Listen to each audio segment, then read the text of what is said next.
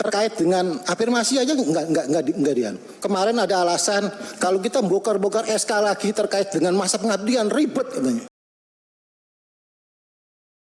Intinya bukan sekedar menyelesaikan persoalan-persoalan yang terkait dengan proses pengangkatan P3K Pak Dirjen.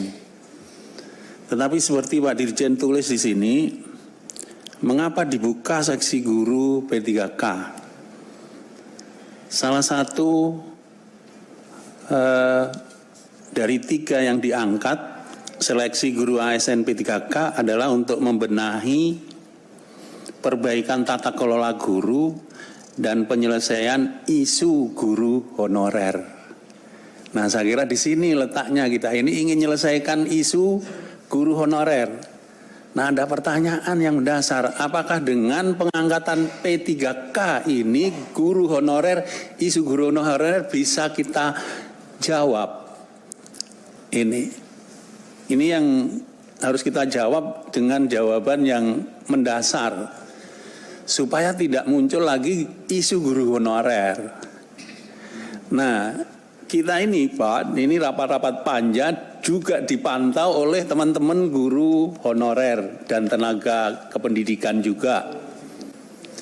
Yang arahnya dalam pembicaraan belakangan ini hanya berhenti pada pengangkatan P3K. Padahal mereka aspirasi mereka bukan P3K tapi PNS gitu loh. Mereka mengharap PNS bukan P3K. Sekarang ini dia sudah berstatus tenaga honorer dengan SK gubernur. Kalau cuma diangkat menjadi P3K dari honorer ke honorer berikutnya, ini yang mereka tidak inginkan. Yang dia inginkan adalah pengangkatan PNS. Nah, ada satu pertanyaan juga dari saya. Sebenarnya pernahkah kita bersimulasi? Ini sudah 3 menit ya. Lanjut ya. Sebenarnya kenapa pemerintah itu berat rasanya untuk menyelesaikan isu guru honorer ini dengan mengangkat mereka menjadi CPNS? Letak keberatannya di mana? Misalnya kemudian Kemendikbud mengumumkan tahun 2021 ada peluang untuk pengangkatan 1 juta CPNS. Kira-kira di mana letak keberatannya?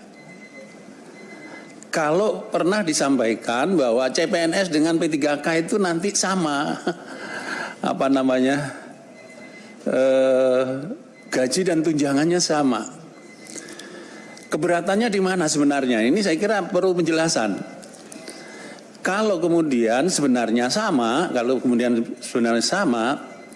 maka solusi penyelesaian isu guru honorer ini menurut saya yang paling tepat adalah pengangkatan mereka menjadi PNS, bukan P3K. Saya kira itu. Terima kasih. Assalamualaikum warahmatullahi wabarakatuh. Waalaikumsalam warahmatullahi wabarakatuh. Jadi bagi saya coba mulai geser juga. Saya geser oke lah. Coba saya rasionalisasi tentang P3K. Ternyata sampai hari ini pun afirmasi baru 75 poin. Sudah berapa kali kita rapat itu? Itu pun belum dilaksanakan. Berarti saya nggak yakin ada itikat baik gitu.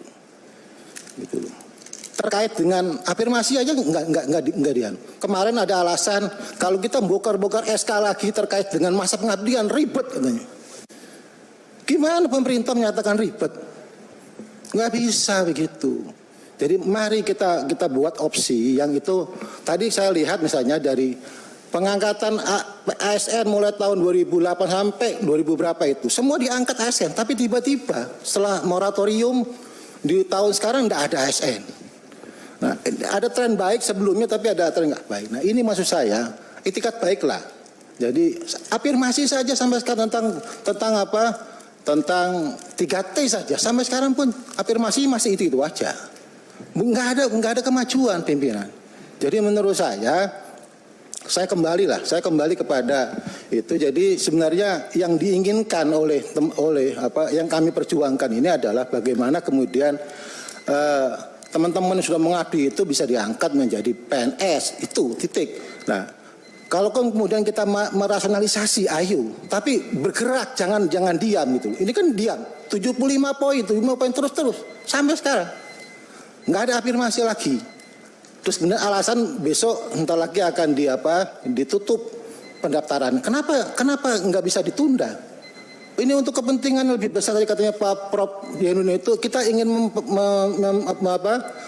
menyelesaikan bahwa isu tentang honorer selesai tahun ini sudah. Jangan ada lagi isu lain di tahun-tahun berikutnya, kan begitu. Kenapa?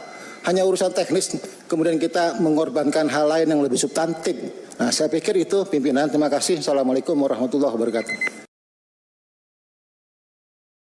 Saya ingin menegaskan begini, sesuai dengan Undang-Undang Guru dan Dosen 14 2005, kita tahu dan kita sepakat, dan saya yakin semuanya kita sangat, tadi Bu Hetifah mengatakan empati, yaitu kata yang sangat ini sekali ya.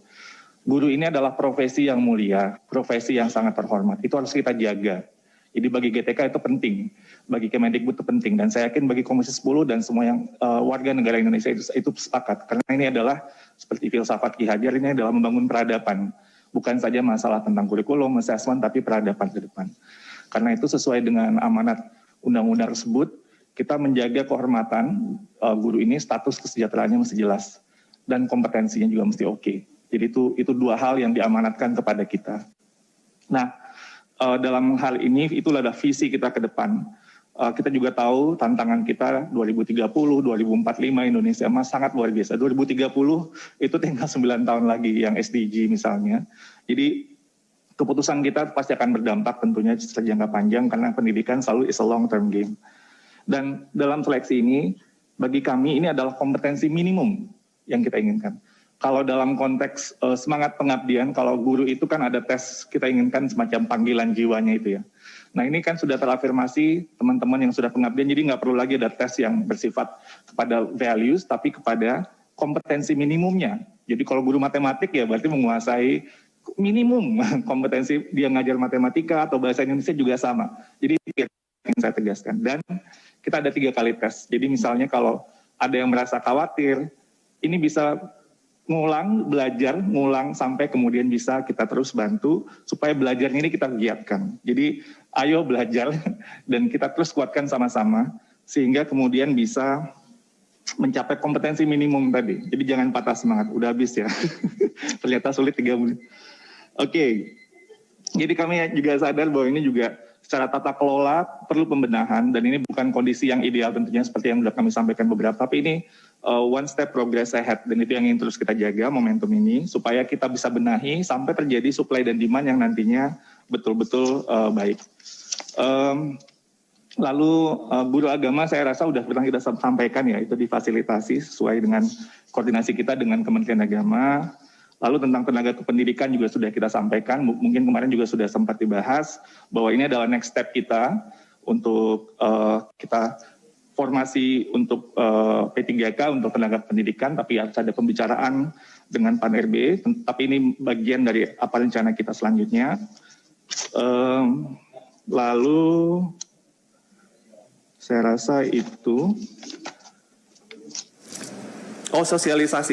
Sosialisasi tadi saya ingin mengklarifikasi bahwa memang ada 5 tempat sosialisasi pada waktu itu, tapi itu Pemdanya dikumpulin gitu. Jadi bukan berarti hanya di daerah itu saja, dan juga seperti yang disampaikan kemarin bahwa tidak ada korelasi Pemda yang kemudian tidak hadir tapi tidak mengajukan formasi. Jadi banyak sekali Pemda yang tidak hadir tapi mengajukan formasi, tapi justru ada Pemda yang hadir yang tidak mengajukan formasi.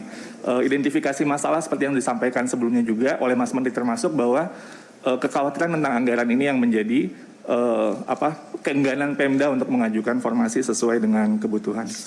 Mungkin itu yang bisa saya sampaikan. Bu Hetifah, ini tadi masukan untuk tunjangan yang kedepannya, ini sangat baik sekali, terima kasih Bu Hetifah. Dan tentunya sekali lagi kita berjuang untuk profesionalisme guru kita supaya kesejahteraannya semakin baik, supaya kompetensinya juga semakin baik, dan minimum kompetensi termasuk untuk daerah-daerah yang betul-betul membutuhkan guru-guru kita yang